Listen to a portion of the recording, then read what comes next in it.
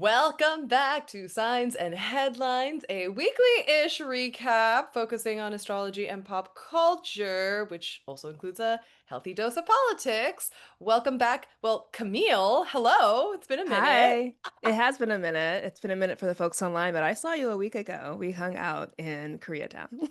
That is true. Camille and I did have an in-person little tete-a-tete We did. over Korean barbecue, which was amazing. Camille was in New York to deliver a beautiful, beautiful presentation. I mean, if you have not heard Camille talk in person, what are you doing with your life? Because she's incredible.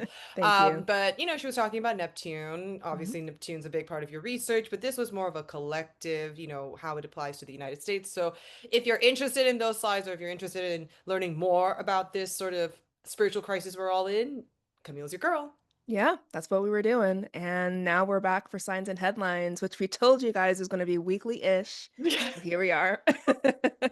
You know what? I tried. Keeping I our tried my promise. best. I tried my best in between because I was like, all right, there's some weeks that there's a lot happening. But Mhm. what's actually really funny about us like getting back to talk about signs and headlines this week is obviously one of the transits that is peaking over the weekend. So we're recording this on Halloween. Happy Halloween, everyone. Venus is opposing Chiron in Yeah. Aries. And what's hilarious is we started recording like the first episode of Signs and Headlines encompassed the Mars opposing Chiron in Aries transit. That's right. So we are on this Libra opposing Chiron transit, you and I guess. Yeah, that's something that we're meant to like continue to look back at, but from like different angles. Absolutely. So just in case you might have gone through the week thinking, what the hell happened? I feel like I'm caught in my emotions. So much is happening. Just to remind you, okay, we are a week out from the Libra new moon. That happened last week. So usually when you think about new moons, it's happening under the dark of the moon. The week after should give you some color around Yeah. what's the story being planted here. Early this week, we had a Mars trine Jupiter situation. We also had Mercury trine Neptune on October 29th. And then that same day, we had Mercury move from Scorpio into Sagittarius, immediately opposing Uranus in Gemini. Mhm. And, in the backdrop of all of this, we've also got a grand water trine between Neptune, Saturn in Pisces, Jupiter in Cancer, and Mars in Scorpio. How about that, Camille? How about that?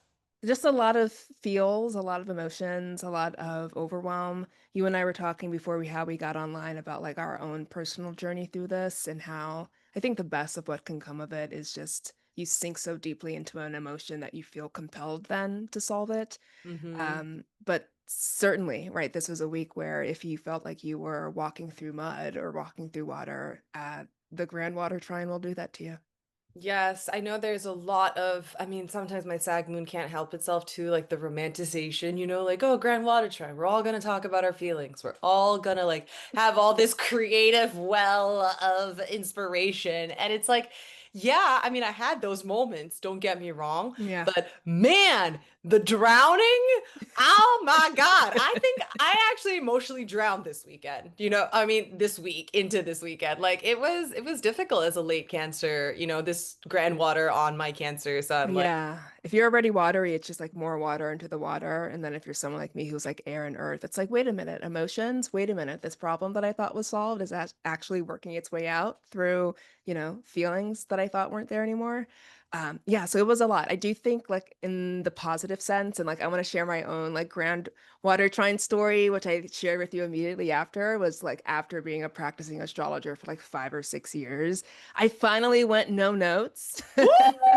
I prep like hell for every single natal chart reading. Old habits die hard, Jupiter in the third house, Gemini rising. I do think writing's part of the process, but I got Mhm. to this point where I was like, I'm not inspired by this anymore. I'm inspired by doing something in the moment. And that was that grand trine, I think, kind of like helping me tap into intuitively what I knew what was already there. So that's like the Yeah. beautiful part of the trine, right? It's like if you go into that space with Jupiter and with Neptune and with all these water placements, you can really engage at a more intuitive, flowy level. It just feels like magic coming through you. Oh, But the same is true where it was like complete overwhelm, not seeing myself clearly, like being really down on myself. So like grand water trines, like in the natal chart, I don't know who you guys are handling this. yeah. Please drop it in the comments. Survive. Yeah. Just also want to say, right? Like there are some astrologers who identify, as like very academic, right? And so it's like, yeah, let me look through my notes, let me like make sure everything is like Virgo to a T.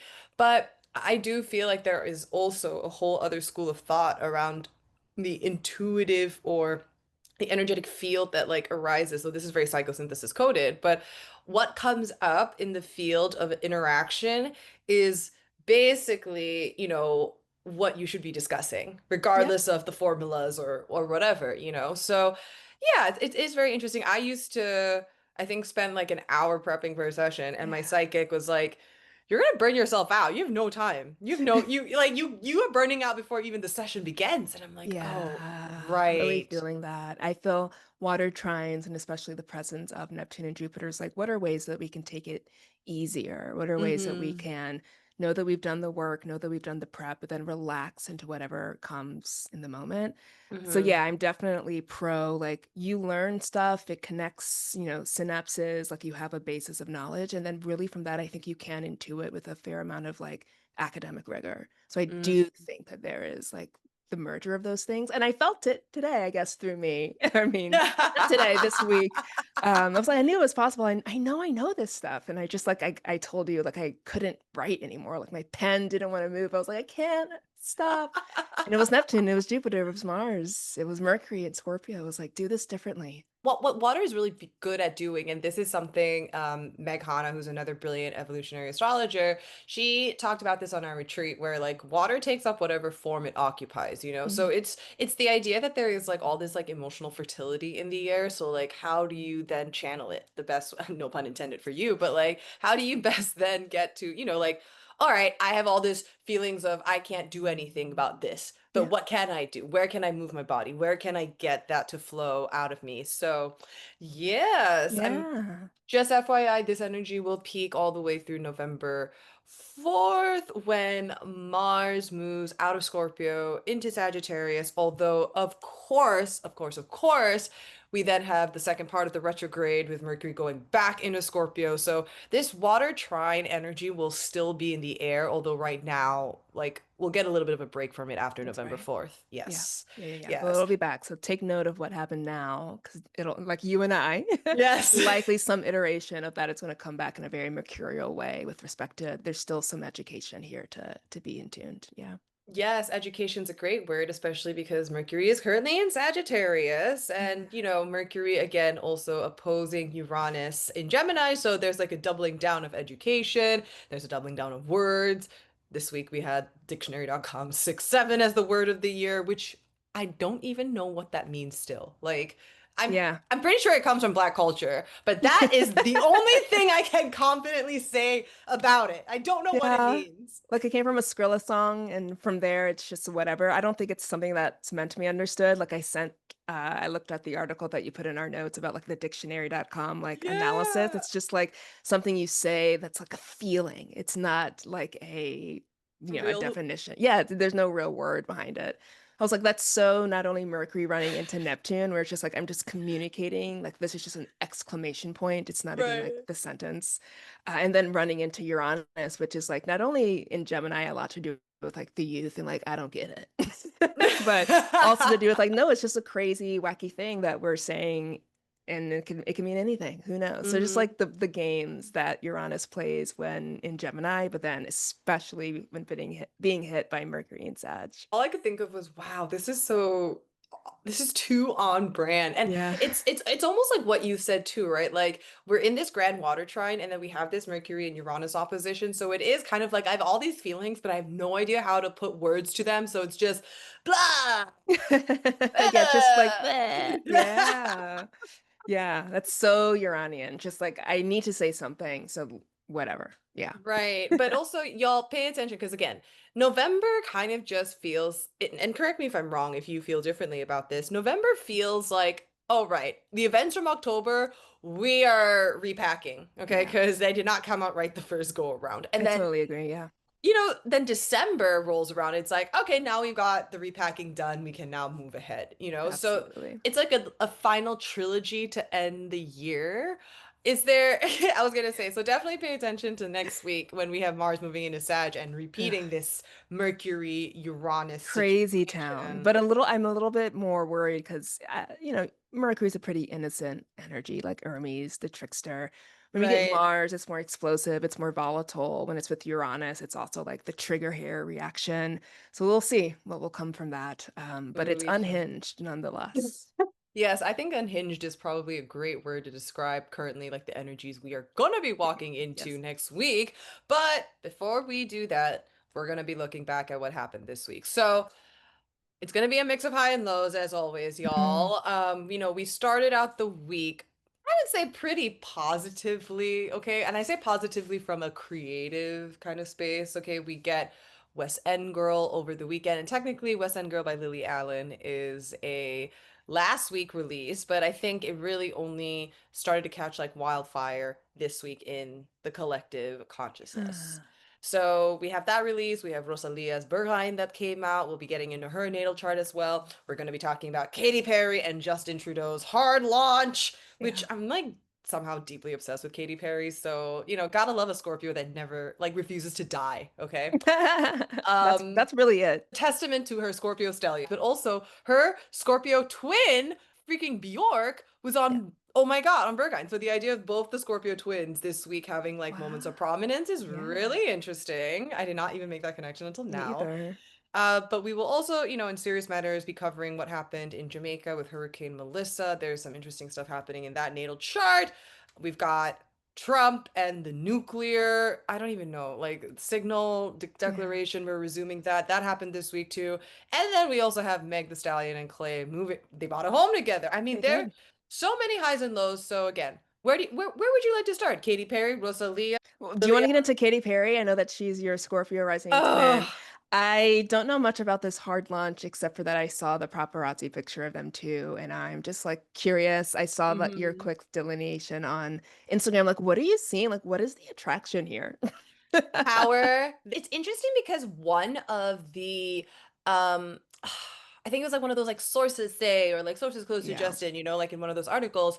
I remember reading politics coming out as like one of the things they are very aligned with, which I Mm, was like, okay. huh, that's an interesting choice word to put there. It's like they have fun together, they have same values, they have similar politics. And Right. so when he's a politician or he's an ex-politician, right? Like the Trudeau family is its own thing to unpack in Canada.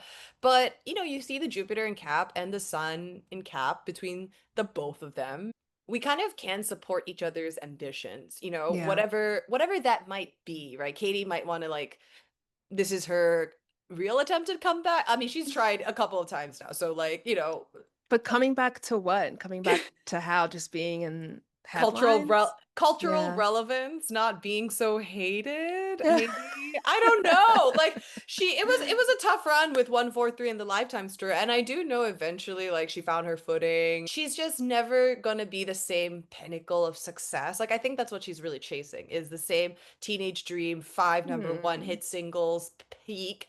And with Scorpio, it's kind of like that's never gonna be the thing. It's like you have to find another peak. You have to find another thing to transform into. And I guess she's transforming into second lady or first lady or whatever. Yeah, like transforming in like the intention and the motivation behind the transformation isn't like pure or authentic. It's like how do I just get back to what are the different iterations itself I can be in order to mimic the power that I used to have, I guess. Yes, yes. Yeah, That's a power was great the way. first word that came up when I was like, what's happening between them? And then you said it first. But when you have someone with all of this Scorpio, and again, her Scorpio stellium is a marvel to witness, and she's going through her Pluto square, Sun squaring Hmm. Pluto. She's also going through her Neptune square, right? Like, there is kind of a sense of things just feel really foggy here, you know? Like, is this what you should really be focusing on? Because one immediate example that comes to mind is I think Sandra Bullock. She got married during her Neptune Square to Jesse James, and that turned Oh. into this fuckery, Yeah, basically, right? And not again, seeing clearly. Mm. yeah, and in Neptune times, I think Stephen Forrest says like your advice to your clients should be not to do, like not to actively do, like go with the flow, sure, an idea, a creative, like this would be a great time actually to harness on your creativity rather than maybe and your spirituality rather than like let me go find something else. Let me find the external Yeah. validation. I don't know that this amount of Scorpio can go with the flow. That's a Ugh. lot of energy that just wants to control or to hold on. So yeah, there may be that kind of dissonance happening where Neptune is like needing you to dissolve something, but you're just like, all I know is how to hold on. All I know is how to hold on. Well, this is really interesting. So actually, Emily Astrology, she was recently on to do the South Park episode. She's a friend, both Camille and myself. Mhm. She pointed out, hello, progressed moon. Katie's progressed Yeah. moon just moved into Taurus, not just moved into Taurus, just moved Yeah. over her descendant line. And you get this hard launch. And as Stephen Forrest would say, the it's almost like the couple is rising Oh, over the yeah. horizon for all of us to see. Yeah. And I do also see Taurus energy as like angling for stability, for power, right? It exists on that same axis as Scorpio. So there is still that Hmm. brokering for like, how do I get the most control out of Hmm. something, out of a person? Yeah. And it opposes her natal Mercury. Yeah. So Mercury for her rules her eighth house of intimacy, of transformation of shadow work, and then also Mm, the 11th, of your strategic alliances, right? Like it's yeah. hilarious because this is now, I was just thinking to myself, oh my God, is this like some form of like what they did in the olden days, where like the countries are at Mm. tariff war, and so now we are going to send our pop culture princess to you former disgraced prime minister so that we can all kind of, I don't Yeah. know, Who form an knows? Yeah. alliance. Yeah. I didn't even think about that. That's interesting.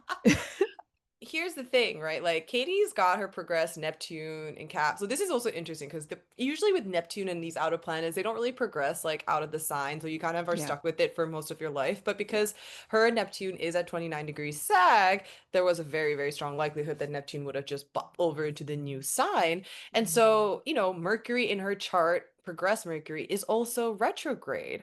Crazy. So the fact that we first heard rumors of Justin and Katie at the first, not the first, the last Mercury retrograde in Leo over the summer, and then now, Yeah. as we're getting into Mercury retrograde proper, we're in the firm retro shade in this new moon in Libra, a new relationship dynamic from an old relationship matter. Boom, Mercury, we get the hard launch again. Like it's kind of impressive how on time the chart is, Yeah, right? there's something about retrogradation that seems to like correspond with like these big pivot points in her life, it Hmm. seems. Yeah. Hmm.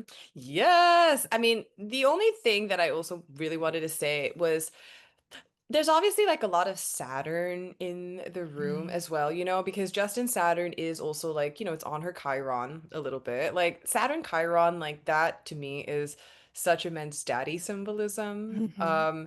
And what was really interesting was with Orlando Bloom, his Saturn was on her midheaven. Oh. So there is like some type of like, I'm looking to you for authority and I want not to necessarily like be dominated, but I'm looking for someone who can hold that authority because clearly for her chart there's a lot about reclaiming authority from dad. From dad figures. Yeah, I also see that Saturn on top of the her North node in the seventh house as well. Yeah, so something about the Hmm. partner fulfilling some kind of paternal or protective or provider role. I Hmm. don't know why the phrase kept woman came to mind as well. That feels very Saturnian as well to just like be in a man's orbit or to be in a man's kind of like, authority. Yeah, authority, as you said. So Mm. that's curious as well. I mean, her bestie is Lauren Bezos. So, Yikes. there that's all I'll say about that. She says But Sun Pluto, just like, how can I be powerful in any way? it's kind of interesting because anytime I think Sue Tompkins wrote this, like anytime Pluto aspects something in the chart, there is a potential for Pluto to completely block it out, right? And Mhm. so, Yeah. the idea of I am so attracted to power and here's the thing, like she actually grew up under very, very sort of contained insular circumstances, like in a Yeah, very hyper Christian-ish cult, right? With her dad who was a preacher. So there is this, you can see the sun Pluto even there, right? This onerousness of power. totally. This Pluto Sun stays She with just, you. yeah. I was gonna say she's just going to other Plutonian figures, Justin Trudeau, Lauren Sanchez, like highly powerful, influential people from behind the scenes that are in some way coercing you. It's just a different form of the church. It's just coming through your associations, Mhm. maybe. But yeah, as you said, Absolutely. that's not an aspect that dies easy No. or at all. No, Yeah. no, resilient AF. Yes. Last thing I want to point out is always, when you see natal chart aspects and then you kind of see there's some connection going or conversation going on in the sky, you can most likely assume like, all right, there's like a manifestation of something. Interesting because she's got the Mars Jupiter conjunction in her chart, and obviously early this week we had the Mars Jupiter trine in the sky, and then, it's like, ta-da, I am Yep. wearing a red dress, and now all eyes are on me, even though the World Series is going on and everyone actually cares more about the World Series. Even I care about the World Series a little more. Like, go Blue Jays. God. Yeah. I don't No. even watch sports and I care about the Blue Jays more. Yeah. Also, what I really love is I need to like actually do an episode on K-pop Demon Hunters one of these days because it tickles me to no end that on the like during the World Series, like the baseball music, they were playing like the like Really? Golden from K-pop Demon Hunters, and I'm like, I need to watch that show. we made Generally, it. I We need made to it. be part of this. Yeah. Yeah, we need to, it's actually, I think there's some really phenomenal astrology. Okay, guys, stay tuned. Stay tuned. K-pop Demon Hunters coming soon at some point. But moving on to the other pop star of the week, I should say it's a big week for female musicians. Yeah. We get Lily Allen and her West End Girl release. Okay, so again, this came out last week on October 24th, literally in the like right after Sun Pluto. Okay, right Yeah. amidst the Sun Pluto score, I should say. And I think that energy really translated to the album. What do you think? Yeah, I mean the Pluto, the Sun Pluto, like Yeah. airing one's dirty laundry. Yeah, she has never been, I love her. She's never been a musician who shies away from like the complete and honest truth. She's able to do it in a way that's incredibly playful, which is hinting back at that Mercury and Aries and her Venus and Aries.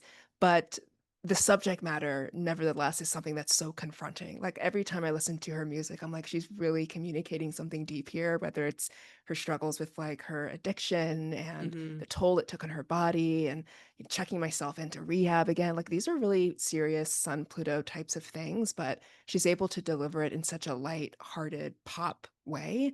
And I just really, hmm really appreciate that about her. I just think like she'll be one of a string of many female musicians we talked about today, but also like Venus and Libra as like the ascent of all these kind of Yes. like, girlies, right, putting out music, but specifically Libra placements with Lily Allen having the moon there and Rosalia having her sun and Mercury there. So yeah, it was like a good time for like kind of like pop culture girls or like, hmm pop music.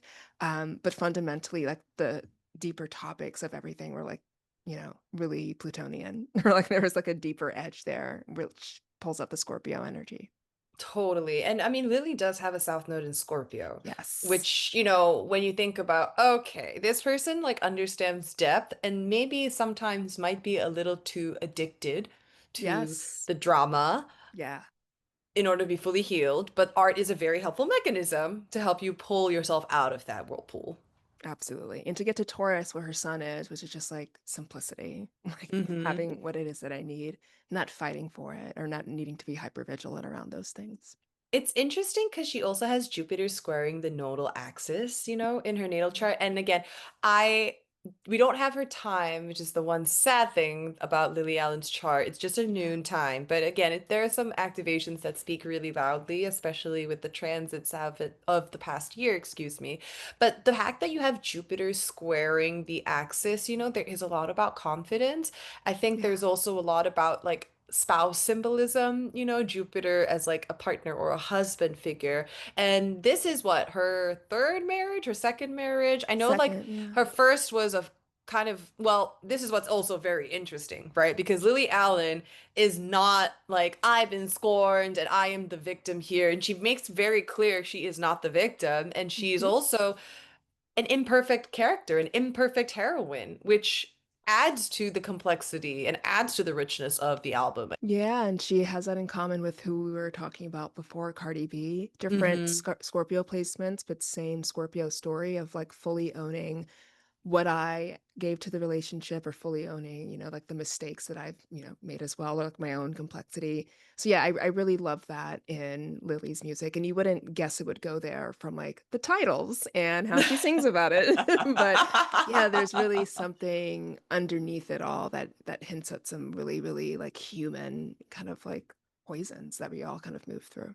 What we just said, with the sun Pluto, this is also Lily's Pluto square, Yeah. so it's the Same with double Katie. whammy. Yeah. Yes, it's the double whammy, triple whammy, right? Of all these sort of like elder millennial pop girlies and how Yeah. they've navigated their relationships and now where are we at this junction, at this new moon in Libra? How are we all doing? How, Yeah. have we communicated how we feel about things? Have we processed things? Are we repeating mistakes? Like that is very much the energy in the air, Yeah. admittedly, for a lot of couples, a lot of people going through relationship-ish as well right now. Yeah. Um, but what I love also about the chart, is that Mercury in Aries, as you said, like there's that playfulness, Yeah. but also it was such a compact album. You know Mm. what I mean? Like it really packed a punch, which is such an Aries thing to say about an album. Like Yeah. 12 songs, 44 I was minutes. gonna say, We're wasn't it like 45 minutes? I streamed through it so quickly. Yeah. it was less than a session, and I'm like, oh my God, I felt like I went through like 10 therapy sessions listening to this album. But it Yes. was under like, this pop bubblegum guy. It's very Lily. It's very Lily. Like fuck Yep. you or smile, right? Like it's sweetness, but then it's very Taurus rapper, but then South Node, like, all right, it's icky and messy and it's not all as it Totally. seems. And something I love about Lily, and this could be conjecture, but I'm pretty sure it's been mapped, but she was like your pop star's favorite pop star. So she Mm, influenced Katy Perry, or yes. she influenced Lady Gaga, who has that same kind of Aries Scorpio of like pop music, but I'm putting like my episodes with psychosis into this pop dance song. Yeah, It's just like yeah. Aries really knows how to get you to like dance and like, but wait a minute, like there's actual like a lot of depth here. So I just Mhm. love this, I don't know, like a moment for Lily to be kind of thrust back into the spotlight in that way as someone who has Yeah. like created this template, I think. Yeah. And you know what? I think this kind of surprised a lot of people, right? Because I think for the most part, the last thing we really heard from Lily Allen was that Architectural Digest video with her partner, right? And that was just bizarre. But now going back and watching it's such a Mercury retrograde move. You're like, ooh, I'm picking up all these different things I missed the first go around, and it's so Yes. provocative. Yeah. But even if you didn't know anything about what's going on in her life, if you literally just looked at Lily Allen's chart and you saw that Venus in Aries at 7 degrees, and knowing that this year we had a Venus retrograde in Aries that stationed at 7, 8 degrees, like Mm, there was gonna be something coming from her, especially Venus, when you think about relationships and you also think about artistry, and you have that Mars ruling the Aries in her chart. So naturally, yeah, again, like Gemini. the voice coming through. Yeah, and it's also connected to home for her and so much about this relationship. Like she even said it in her album, like I changed my immigration status. I really gave New York a try. Like I just, she's from London. And it's called Hmm. West End Girl. I'm going Hmm. back to my roots. And so I was wondering, like that retrograde of Venus ruling her Libra moon is also like kind of going back to where one came from or reassessing, right? Like where, you used to be or where you used to call home or where you currently call home. So all Hmm. of that being so wrapped up into her relationship with David, like so much about it was about like home and where are we living and where are people Yeah. going to school and architectural digest. I hate that word, but yeah. That is a mouthful, honestly, Ugh, AD.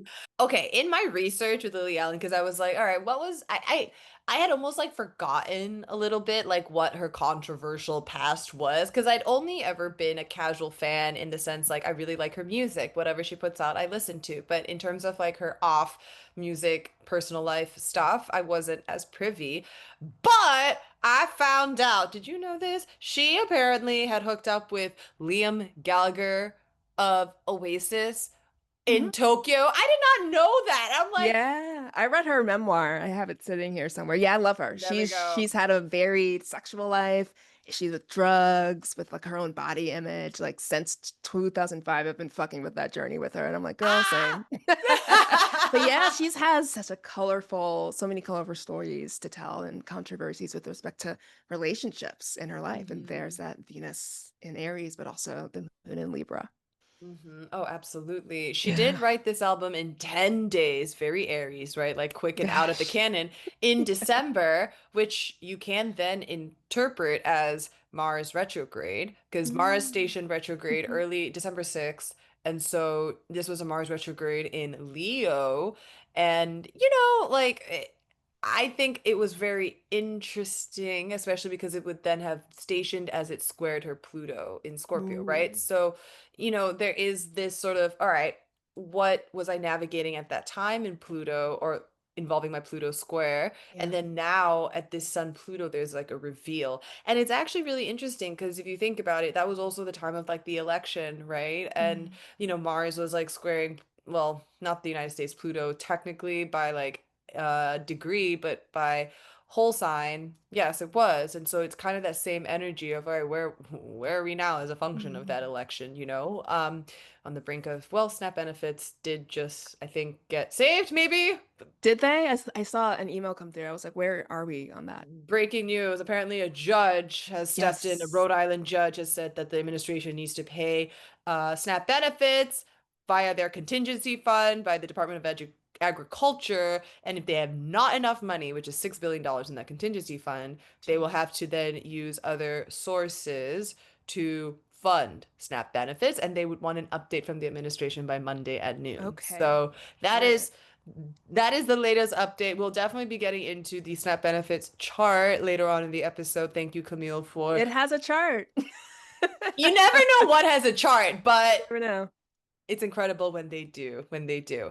But any other thoughts on Lily Allen before we move into the last songstress of the day? No, let's LLM. go into Oh Rosalia. my gosh. I cannot stop. I like this song is on loop. This song is Mm. on loop. I cannot stop playing it. I think this is probably one of my favorite songs that has come out this year. And I'm just gonna say it. I think she's like fucking incredible. She's She's a fucking genius. incredible. Oh, she was, I think, did you know this? Her second album won a Grammy, but that was like her thesis album at the college she studied at. I'm just like, Yeah, I saw that too. where You I were a learned. student at that time. Yeah. Oh my God. She's a perpetual student of life, basically. So in the middle, we have Rosalia's natal chart. She's a double A chart, so bless your heart, Rosalia. I mean, maybe just like even focusing on that before layering the release. Yeah. Hello. Like as you said, Sun in Libra, Mercury in Libra, so naturally someone gifted. But you know, it's interesting because I do remember an early like audition video of hers. I think it Oh, was it was like a Spain's Got Talent, some type of like America's Got Talent, but maybe for Spain or something. Or yeah. and her voice sounded like ass. Like it was so bad. What? It was so bad. It was so bad. It was like, how did Oh my God. Also, okay, I'm recording this right now, and there are literally Monsters Inc. kids walking on the street in I was their gonna say today's costumes. Halloween, you guys. Yes! I am crying. Like there's literally Scully like in these big inflatables. I am deceased actually at this moment in time. But anyway, back to Mercury Rosalia. is in Sag. We're trying to stay focused, y'all, but Ooh, it's difficult. It's difficult. But yes, her voice sounded terrible. And then it made her have to go back and train. And so, like, she is a product of hard work, intentionality. Like, it was like she's talented, of course, but she's also showing you that, like, you have to actually put training and put effort to in order to like make something incredible. that So, is Jupiter and Virgo ruling her Sagittarius rising. I did not know that she had kind of the same arc as Dua Lipa, where someone was criticizing, I guess, Dua Lipa's stage present and her ascendant. mhm. No, she just has the sun in Virgo. And she like took that personally and came back and now she's like a certified like diva. I Right. did not know that Rosalia ever went through that. She seems like she came out the womb a technician. Oh my God, A right? vocal technician. But I'm not surprised. There is just the Virgo tendency to be like, okay, I'm going to get better at my craft. This has humbled me in a way that then makes me thirsty for the knowledge of how to get better. I also see her Mercury trying to Saturn as that same kind of like rigor behind learning, but also Mercury Saturn as people who have fantastic control over their voice. And so she Mm. seems to have like really, really extolled like the best virtues of like the Saturn Virgo work ethic in her Oh, chart. Yeah. yeah. Oh, absolutely. I mean, here's the thing. She's also got me and Rosalia, baby. And do you have the Saturn Chiron? No, you don't. You have, Opposition yes, you do, right? As well in your between a chart. different sign. Yeah. Yes, yes. All right. So Rosalia and I both have the Saturn Aquarius retrograde opposing Chiron in Leo, which, Yeah. as an artist is like is an interesting one to navigate your creativity and maybe never feeling enough and maybe Cardi had also that, I remember. Yeah. yes, yes. Everyone between like 1991, maybe 1993, like especially if you're born like close to the summer at that Yeah. time, like that would have been a pretty intense opposition that has a lot to do with wanting daddy approval. Okay, I'm moving Yeah. on from that, but not talking about myself. But yeah, so Rosalia on this song literally sings opera, Yeah. 3 languages. Yeah. And this is another South Node gem. So same as Cardi B, but Rosalia, I think, is coming in with like the big brain knowledge around language and being able to speak so many different languages quite fluently and beautifully. So she's like Mm-hmm. a big galaxy brain artist. She's like beyond. Yes. She's like a art installation to me. Oh my God, no. The music video was there are layers and layers and layers wrapped in the music video. Did you know, and I put this in our notes, but Hmm. did you know, and this I learned from, I think her name is Tara Gonzalez on TikTok, who is doing a whole symbolism piece on the music video. Oof. Like this movie apparently references a Christoph Kieslowski. I'm so sorry I butchered that name, but his movie is Three Colors Blue. Well, it's a psychological drama set in 1993, which is Saturn and Pisces. So we're in Saturn and Mm, Pisces again. mm, And this is part of the trilogy of French revolutionary ideals. This one specifically she's referencing is Blue, about emotional liberty. So there's a lot about French Revolution, but there's also a lot about emotional independence. There's a lot about relationships. There's a lot about divinity in this song. And so you're thinking, wow, this is really encompassing the Grand Water Trine. This is Venus in Libra. This is, the Scorpio Mars truth. And when you think about this in the context of Rosalia's chart, her nodal axis is asking to move away from relationships, and like mm. there's a song or a line in the song that was about her being the sugar cube, right? And how Yeah. when she dips it in the coffee she disappears because Hmm. she's engulfed by this person, right? And so you see that in her nodal story and how she is kind of trying to embrace this, I'm breaking away from the relationship and I'm having to actually deal with the healing around it, but That's beautiful. just super powerful, honestly. Yeah. Gorgeous, gorgeous. What is also very interesting is you know that she used to be engaged to Rao Alejandro, or Hmm. hopefully I'm pronouncing that name correctly also.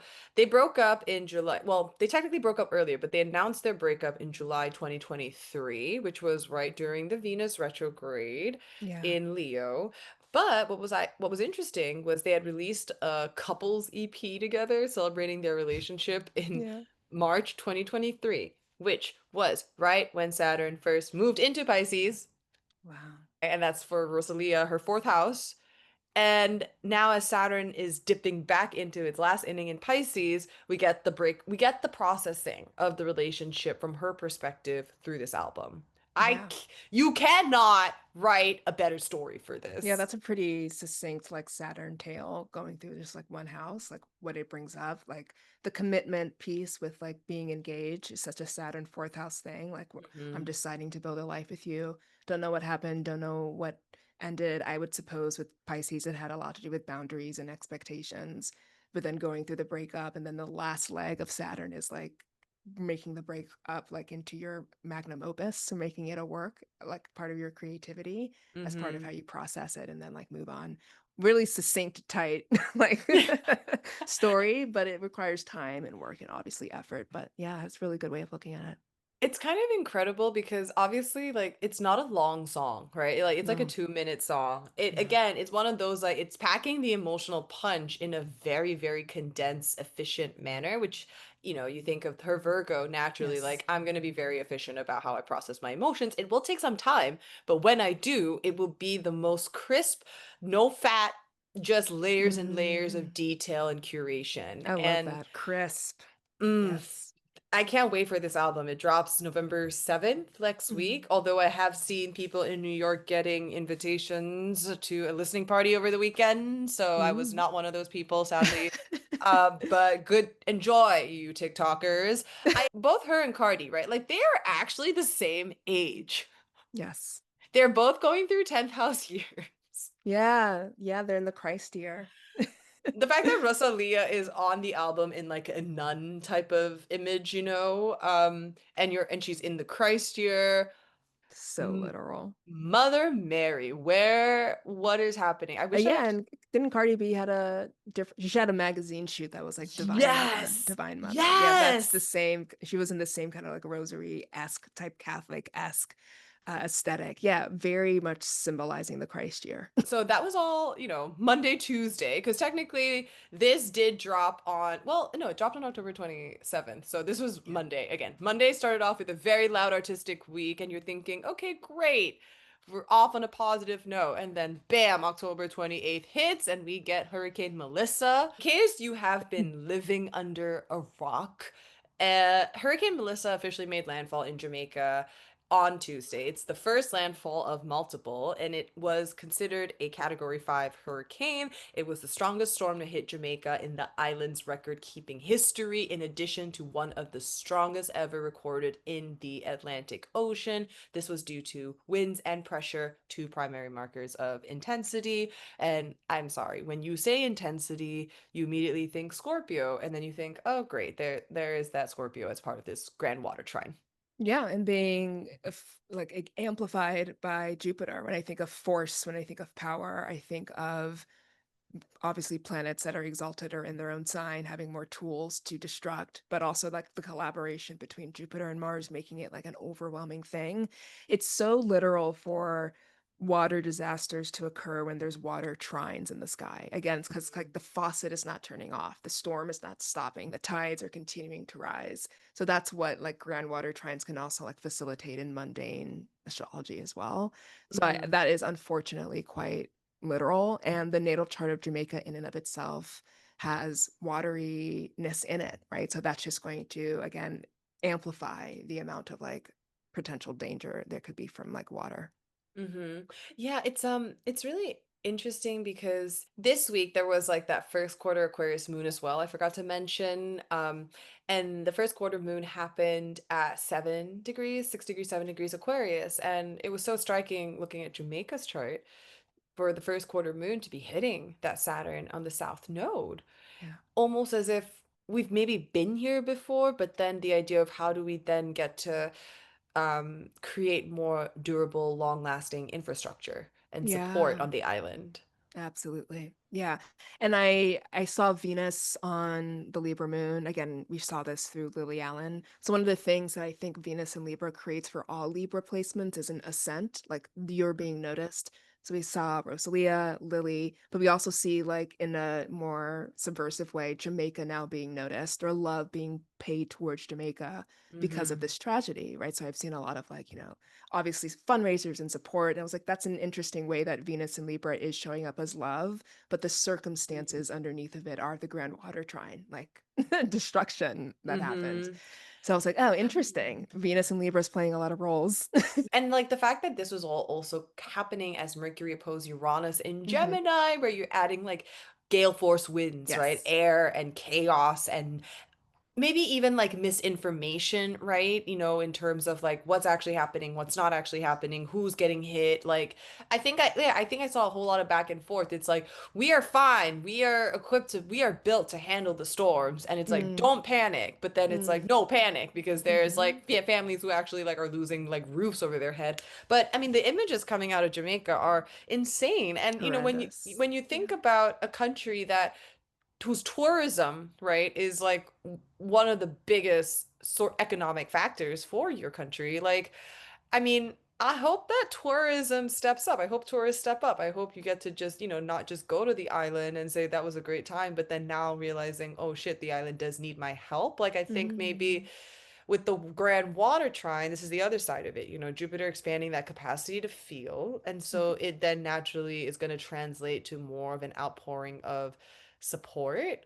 That being said, I think the Montego Bay International Airport's like completely rocked. And so, it'd be difficult to imagine access to things coming in over the Yeah. course of this retrograde. And so I think it might be some time maybe through the retrograde while they're tallying up the damage, but it's definitely not going to look pretty for It's sure. also, like, very much Uranus going through their ninth house of Hmm. tourism and travel and logistics and, like, airports, not having consistent and reliable, like, in and out type of logistics, I suppose. Hmm. So I see that and also, like, getting activated by Mercury and then getting activated by Mars. So these longer term transits, right, getting kind of poked by the shorter term ones really kind of Yeah. accelerate them into manifestation.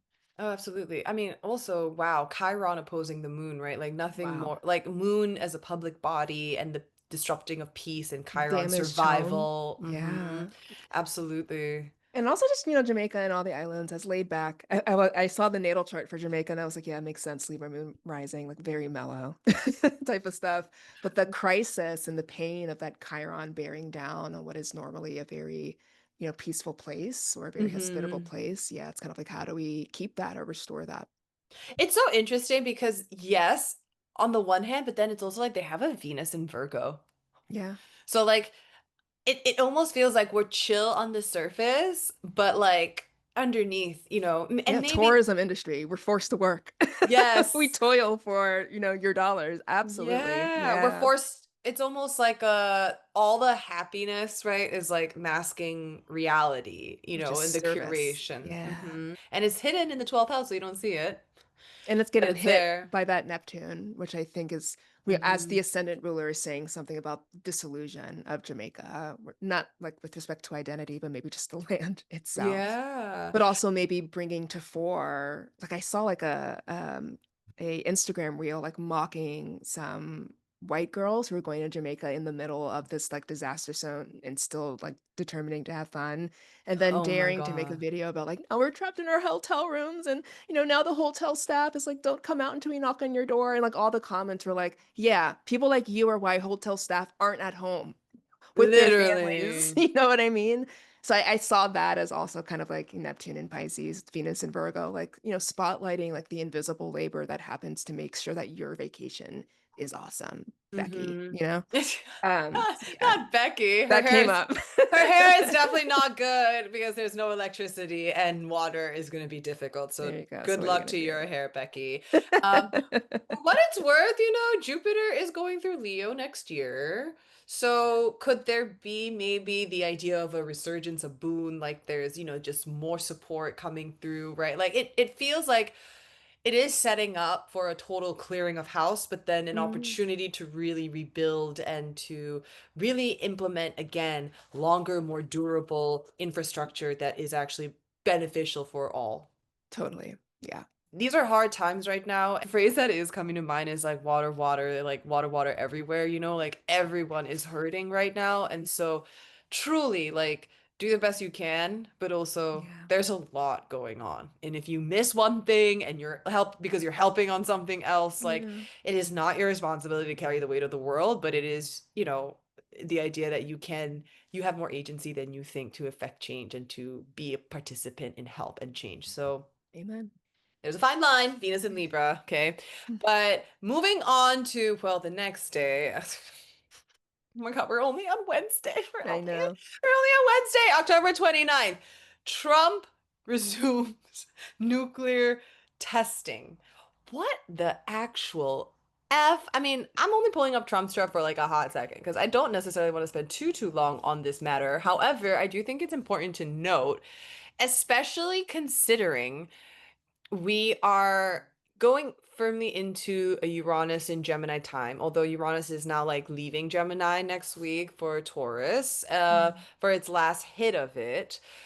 But the fact that this announcement about nuclear war testing came literally the day of Mercury opposing Uranus in Sag, like that just felt like What is the reason that he what like what's why? so literally why now? So my understanding, and comment section, correct me if I'm wrong, is Trump was in Asia talking to China, and I think it was basically a moment of like, oh, we're behind, we have to like catch up nuclear wise. And so the Mm, Truth Social post, I guess, I don't know how to say that, but the United States has more nuclear weapons than any other country. This was accomplished, including a complete update and renovation of existing weapons during my first term in office. Because mm, of the tremendous destructive power, I hated to do it, all caps hated, but had no choice, exclamation. Russia is second and China is a distant third, but will be even within 5 years. Because of other countries' testing programs, I have instructed the Department of War, Neptune and Aries, to start testing our nuclear weapons on an equal basis, Venus and Libra. That process will begin immediately. Mercury retrograde, so mm, maybe not. Thank you mhm, for this attention to this matter! Exclamation point. So, I mean, if you kind of think about it, right? Like, I'm not a person who is into war or nuclear war for that matter, or the hydrogen bomb, but, mm, back in the last Uranus and Gemini during World War II, that was the discovery or the invention of that's the right. hydrogen bomb. So, Mercury opposing Uranus and Gemini, you best believe we're going to talk about this because this is like a little canary in this coal mine. Yeah. As like I see Mercury opposing Uranus as like the propagandizing of it or getting the message out there. But there is something Mm. about Mars is exactly square his natal Mars that it's like the power hungriness or like the again need to engage in like an arms race or like the battle to who can have the best and the most destructive weapons. That is very interesting. And so I think about Trump's again, his current transits, that's what I'm doing.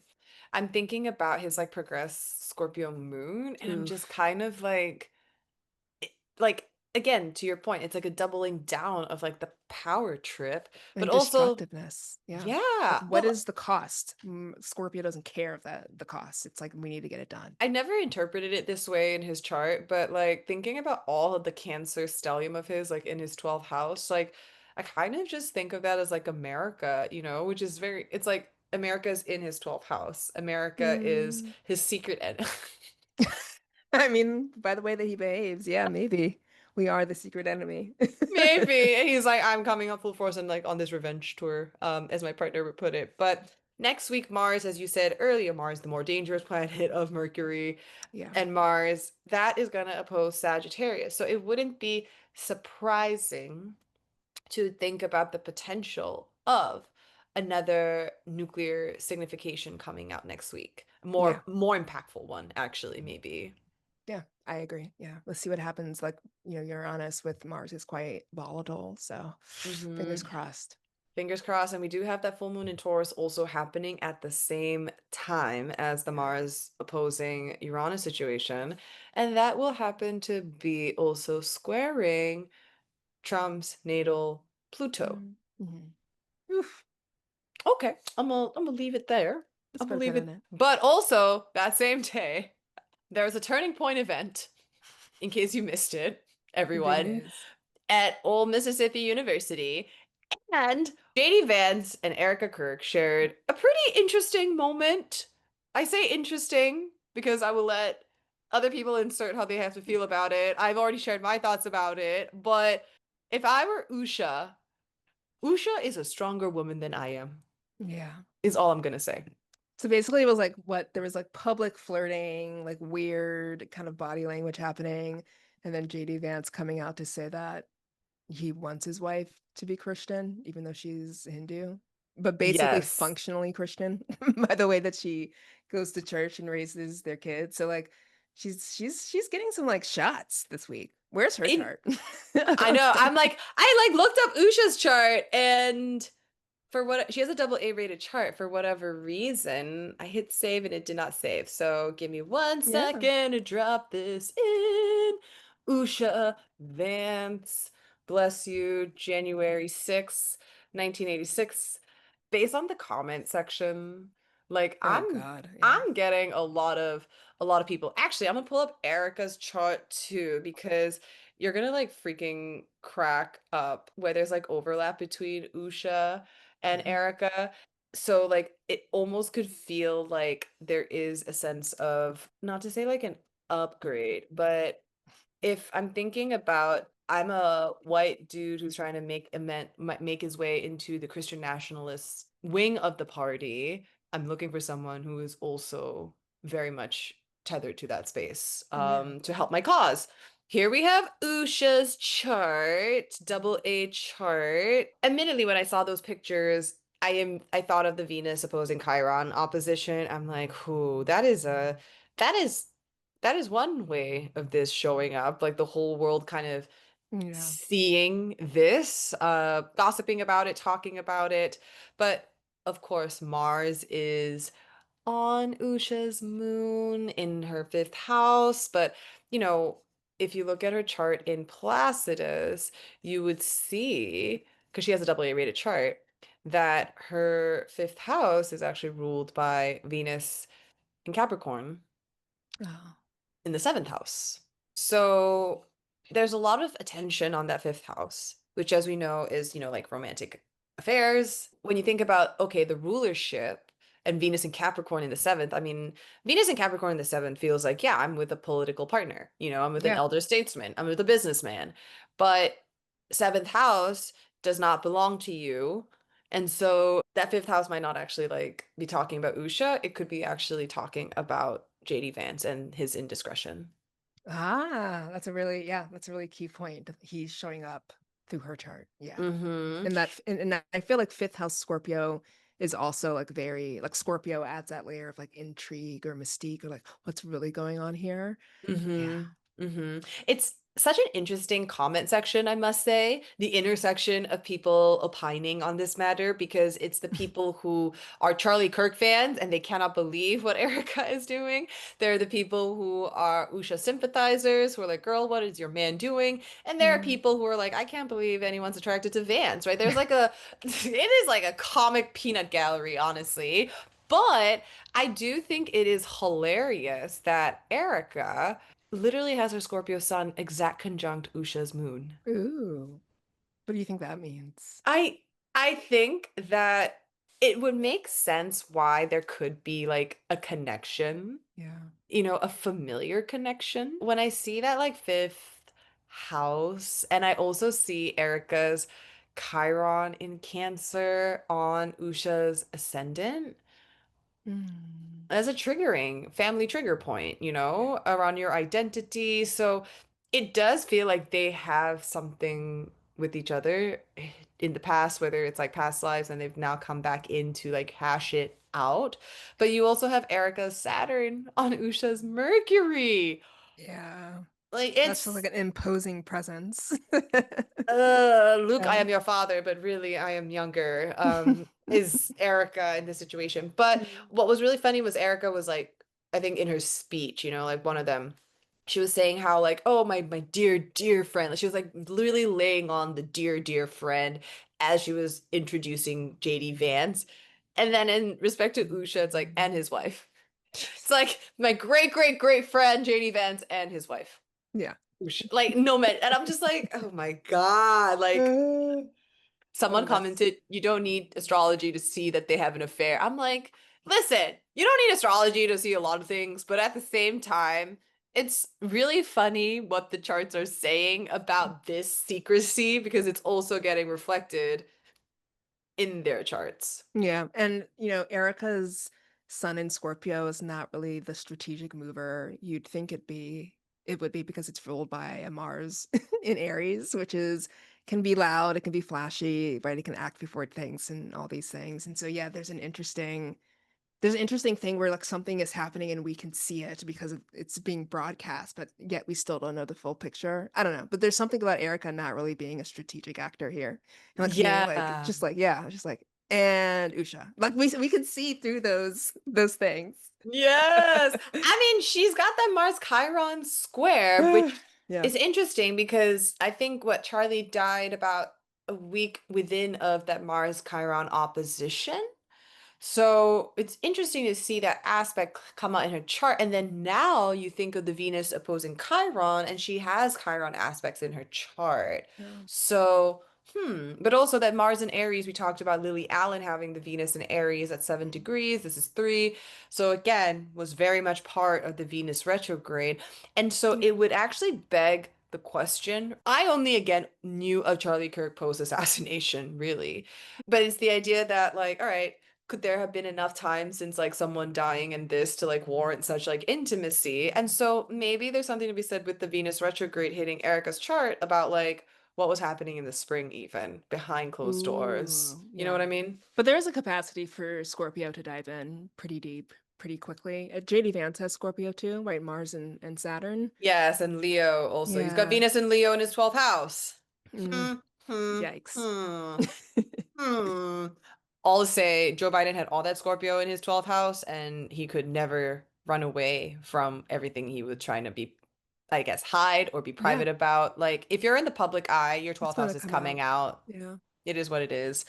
But okay, moving into at least like a positive note, Meg the Stallion and Megan. Klay Thompson. We've never actually talked about their synastry before, and like I've been meaning to do it because Okay, let's look at it. I haven't seen it either. But there's some I activations in her chart that just make sense for what she's going through right now. As you pull it yeah. up, I'll talk through like she has. Okay, so the thing is like they recently bought a house together, which is an ultimate act of intimacy and like getting closer for sure. It doesn't always have to be like Hmm. marriage or having a child, but she has the sun activating her north node in Scorpio in the seventh house, right? So there's something there Ooh. about being like pulled into your destiny to like truly share a life with another person, resources and all, which is what I Hmm. think about when I think about like getting a house with somebody. She has the Hmm. ruler of that seventh house being Mars and her whole sign fourth house. So, like, relationships for her are about building, they are about sharing, they are about like creating a family unit or like building the home together. So I was like, yeah, it makes so much more sense that she would show us a key versus like an engagement ring or like a Hmm. sonogram. Not that those things aren't coming, but it was just like, yeah, that kind of tracks for someone who's like natal chart is saying like love is so connected to like rooting and building things together. Saturn Mm. return is concluding. I know it started off rocky with like her relationship with I think Party maybe coming to an end close around there, and then like all the media stuff. But the Saturn return arc is long. It's 2.5 to 3 years. And so she Hmm. started maybe at the heels of like a relationship crumbling, but she's ending The it. Tory stuff. Yeah, yeah, Yeah. Oh yeah, Tori, yeah. Tori, Tori too. Yeah, Yeah. yeah. I was And like, wait, all did of she date that. Party after that? I'm like, oh shit, no, Wasn't she part when she was with Party? was she? Oh, I know Party Wait, was with Kalani. wait, am I not talking about like the right person? Maybe I'm I not, but she had some boyfriend at some time that Jen. cheated on her. And then when she came up with Cobra, she was like, damn, you were cheating, getting your dick sucked in like my own bed. Like whoever Oh that guy shit. was. Whoever that guy is. I Okay. think that I'm was like, Party. That was Party. LOL. LOL. Parties? All right, Party making your rounds. Okay. All that to Continue. say, girl, love life was rough starting Saturn return, but you can end the Saturn return and then find yourself a Klay Thompson. Also, that's all I want to say. You know what? I love between Rosalia and her, right? Like you Hmm. can kind of see, all right, we go on different journeys, really like through the Saturn journey, but where we've ended up, right? Right. Rosalia's like, I'm creating this body of art about my heartbreak. Yes. And for Meg, it's like, well, she's got a lot of caps. So as you said, yeah, it's like I'm showing it through physical proof and tangibility, right? Like I Totally. have done the work. Therefore, I'm now in a committed relationship and we are celebrating it. Although Yes. and it's so Mars and Leo in the fourth to post a picture of your house because you're so proud of it. Yeah. Of the keys to the house. I thought that was so great. That is very cute. I mean, for what it's worth, her and Clay actually have pretty interesting I've never synastry. seen it. I cannot wait to just Dun off the dun dome. dun. Okay, Okay. wait, let me double check. I know they're both Aquariuses, but Clay Thompson, just double checking that birthday because last week's snafu was I missed Prince Andrew's birthday by a month. And even though some things still hit, and when I looked at his actual chart, I'm like, no, the comments still hold, but I had to like delete the whole thing. So, Yeah. okay, Feb 8th, 1990. Mm. We can proceed.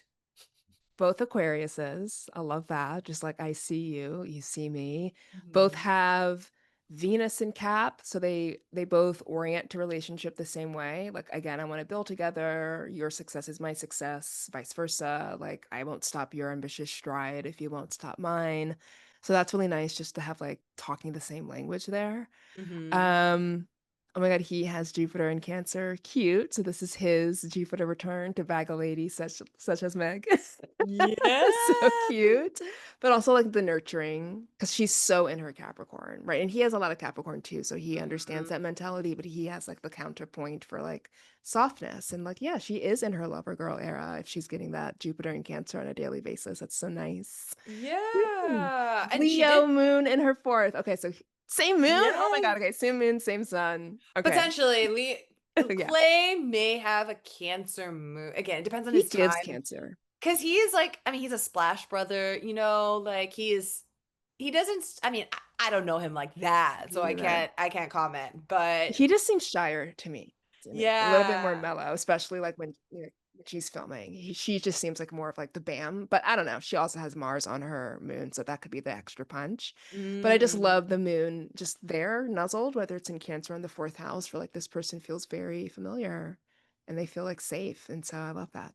Oh, a little nuzzled. I mean, it's Yeah. so she released Lover Girl last week also, the same day of West End Girl, which different love life tales, but again, she's gone through her fair share of battle wounds with relationships. And so Yeah. literally even. And so when you think about, okay, it's really nice to see Venus and Chiron and a manifestation of it being a healing manifestation of, okay, you maybe have the relationship that you want now, and you are unafraid of it, or you're unapologetically like in celebration of it. But it's a very, very important moment, especially when I think about, again, she is so incredibly cardinal. They're Mhm. both very cardinal with the cap stellium. So when you think about the Venus, this is squaring his Venus, this is squaring her capstellium. Like this is a very big moment that I don't have to do something on my own, which is very cap coded Mm, too. that's beautiful. Yeah, and the Jupiter there also forming that nice opposition with yeah. So like an interesting pivot point here. Can I just say that I think the three girls that we're talking about, so Meg, Lily, and Rosalia, have all been like vessels of Venus and Libra in a lot of ways, or like the Yes. healing power of Venus and Libra, specifically opposite Chiron, where Mm-hmm. Chiron can be the wound of like, am I too much or am I not enough? Like, is there something wrong with me, et cetera, et cetera. Like we Mm. saw all the girls working that out through their music. And I think that's one of the healing Yeah. potentials of Venus and Libra opposite Chiron is certainly it can inflame those dynamics of like not enough or deferring to others or like, how we broker for power and agency. But Mm. through music and just understanding dynamics through like the beautiful lens of Libra is like another way that we can work with this opposition. So I really Mm-hmm. think it showed up in like music that was released that we spoke about. And Yeah. yeah. It's again, this is hilarious in the context of the Taylor Swift album. Not to like again inadvertently bring up the comparisons, but I mean, listen. She did release Life of a Showgirl around that full moon in Aries, which Mm. was the Mercury in Libra opposing Chiron in Aries. So I was like, okay, I can kind of see the album like this reflecting that to some degree. But what was also really important was there was a Venus conjunct the South Node happening at the same time as well, right? So there Yeah. was like just a lot more criticism in the air, but then also maybe an unwillingness to let go of an old relationship dynamic. You Yeah. then, because, and then, a lot of astrologers were like getting in the comments like, oh, like clearly she's done well, she's made all this money. So of course this would have been a great election. But I would always have maintained Venus in Libra was literally right around the corner. Or it was like Venus at 29 degrees or something, right? Like Venus in Libra was right around the corner. Like why wouldn't you wait or why wouldn't you refine it until you get to the Venus in Libra time where Yeah. it just feels like more of a celebration of music rather than we're trying to like pick apart your music. Because Yeah. True. I think there was some stuff for at least Taylor's personal journey that again, all everyone's relationship journeys are very different. And for Taylor Swift, her whole journey was like long and twisted and like always torturous and like never finding the one or always being too much for people or her ambitions and things like that. And then her having this album was like celebratory, but again, they're all different tones. But it was just Mhm. interesting that all these albums came out around Venus. Or at least like Venus in Libra times opposing Chiron versus that came out during a Mercury in Libra opposing Chiron time.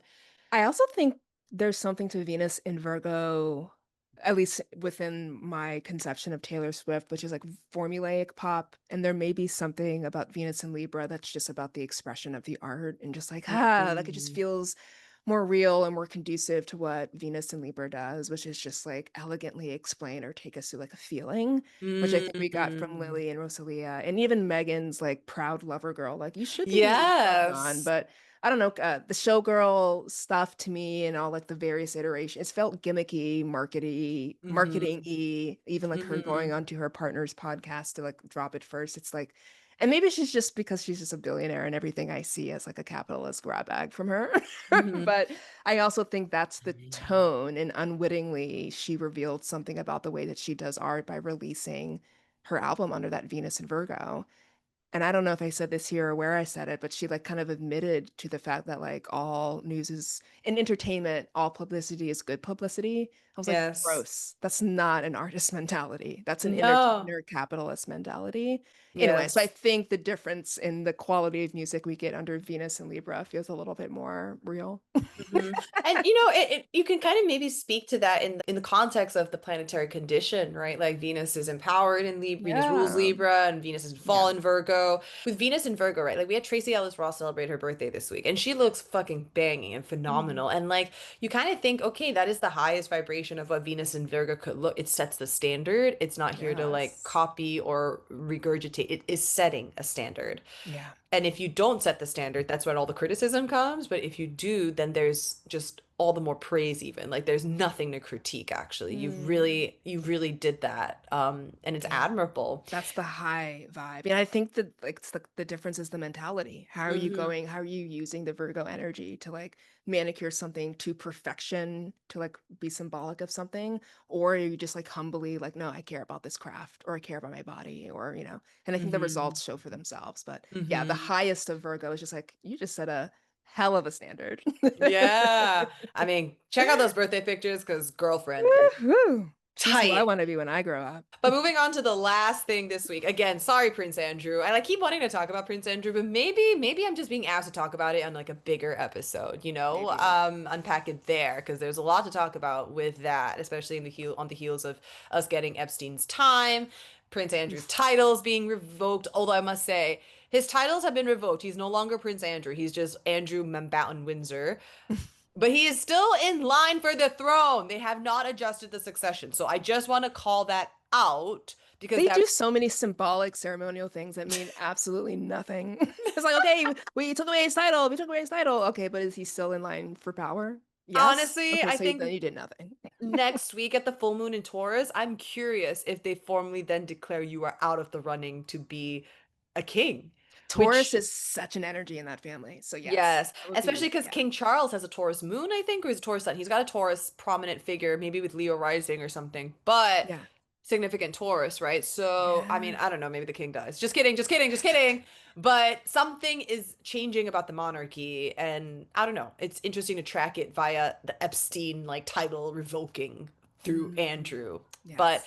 neither here nor there. Again, as we said earlier, SNAP benefits were slated to expire on November 1st, bringing in a very dark, depressing holiday season for millions and millions of Americans and children. And in a last hour, I guess, in the couple of hours ago, a judge from Rhode Island effectively has asked the Trump administration to fund SNAP benefits. And so technically, we don't know how it's going to work, but by Monday, we should have a better sense of what that actually means in terms of resources getting delivered to people ASAP. Yeah, yeah. Hopefully something gets fixed there. But yeah, we Hmm. have the symbolic chart or the natal chart of SNAP benefits, which occurred in 1939 when the first person got their SNAP card or their food benefits card. I just want to draw the attention to again another 25-degree Aries moment happening Hmm. with Chiron bearing down on the Saturn Venus conjunction that's in the SNAP benefits natal chart.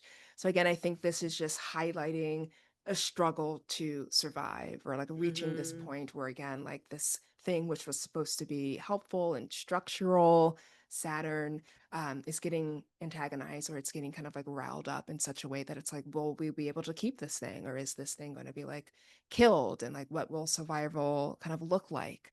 And I think Mhm. Chiron and Aries can have so much to do with like having the basic necessities you need to live, because there is no Mhm. independence without food. There is no independence without like making sure your kids are getting taken care of.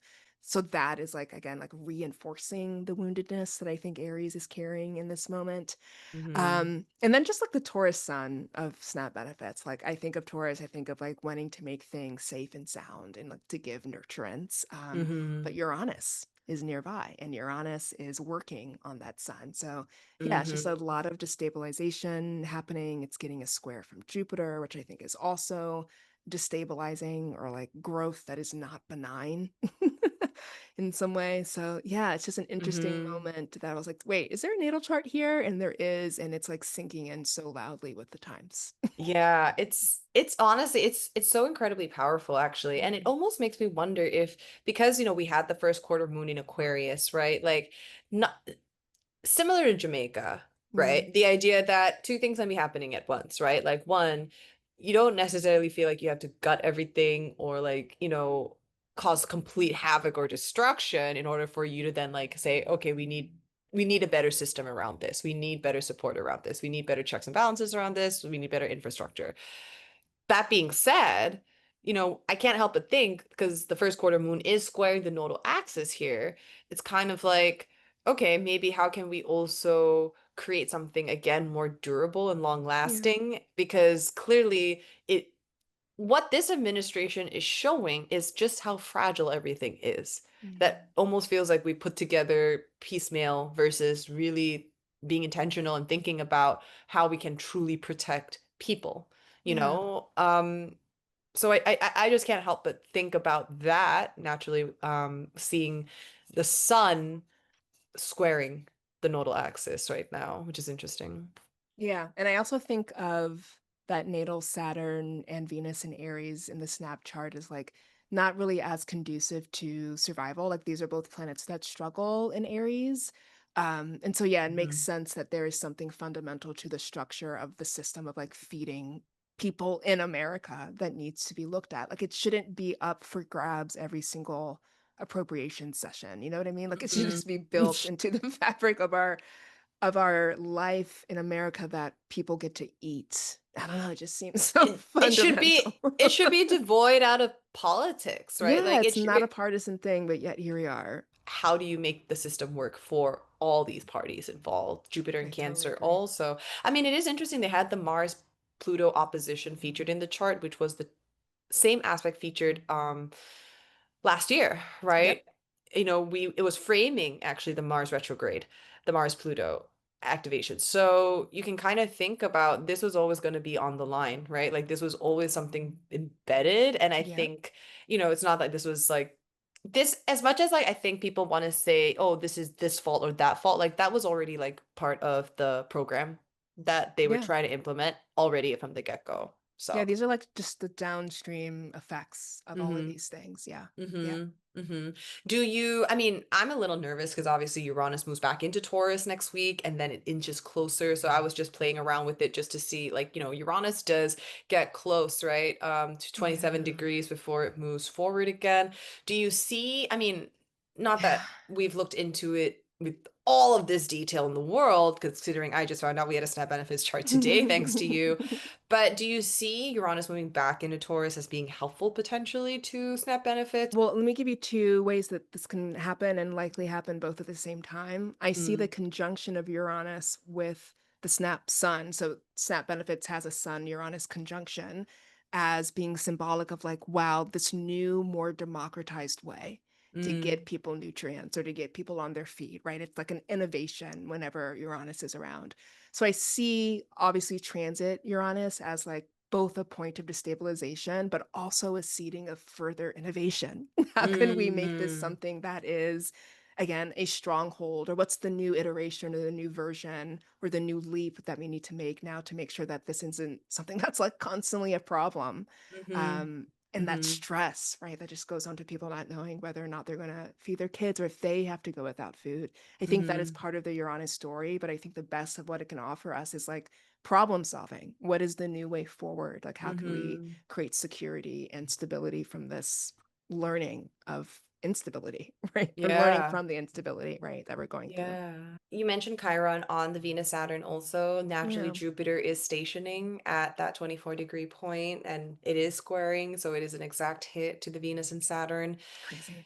Whew, I mean, it's Yeah, this is painful, but as you said with Saturn, right? Like there is a chance to rebuild because also we think about Saturn, Aries, Venus, and Aries, like maybe we did not build again.